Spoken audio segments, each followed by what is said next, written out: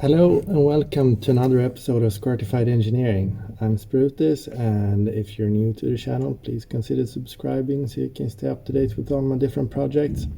So I'm back in the garage. I just arrived after a pretty long day at work, and I stopped by Biltema, car theme. And what I bought was these bleeder valves. So the ones for the Evo calipers, I wasn't sure if it was right, so I just bought one pair, but I would need two pairs. And I bought another bag with bleeder valves for the Mercedes calipers. So I will get changed and get started. So I just had to do a quick test.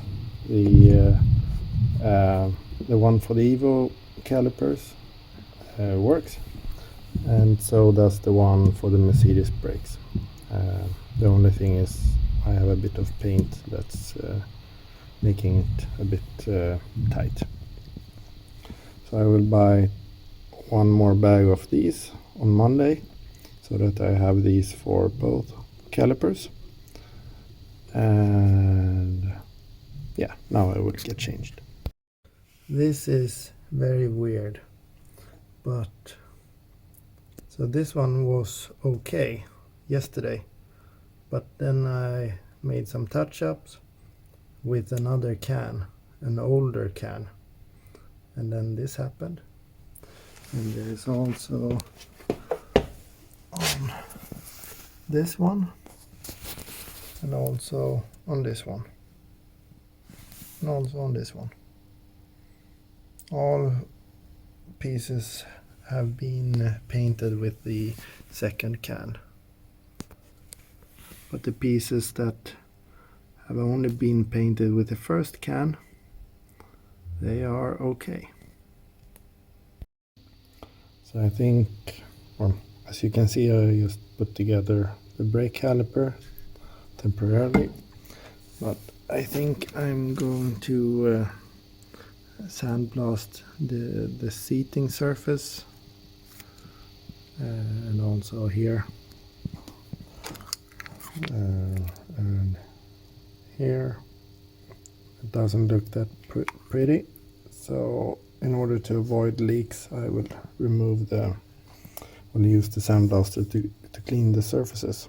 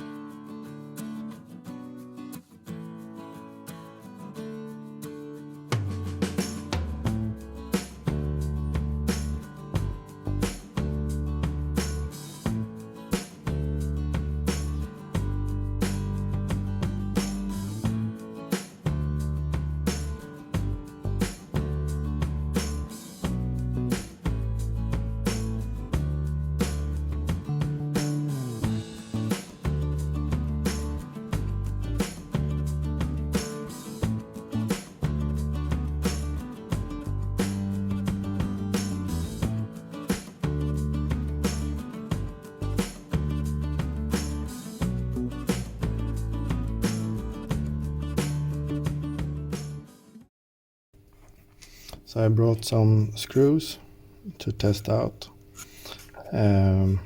So these are the screws that holds the metal bracket which the brake pad slides on. This is like a normal Torx screw, and this is the original one. So with this one, it's touching a tiny bit, but with this one it's very noticeable. And I don't have any, or maybe I do have a brake pad that I can test with. I will need to look.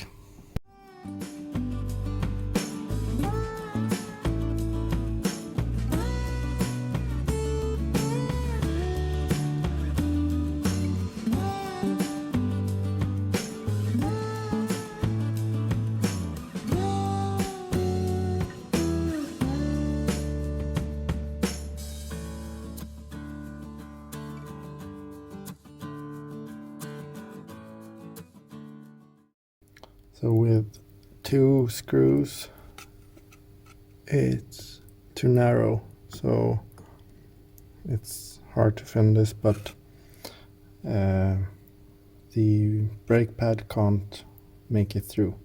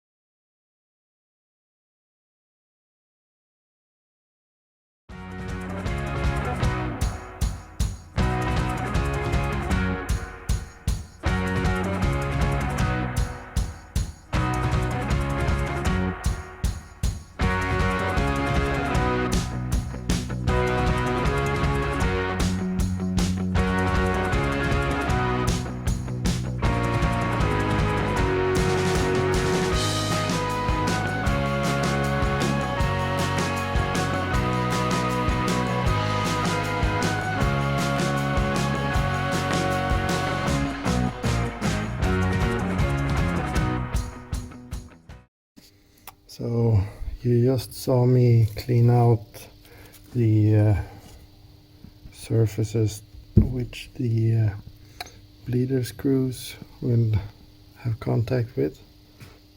There we go.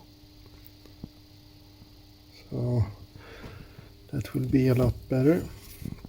I then cleaned them with some brake cleaner and then blew them out with compressed air.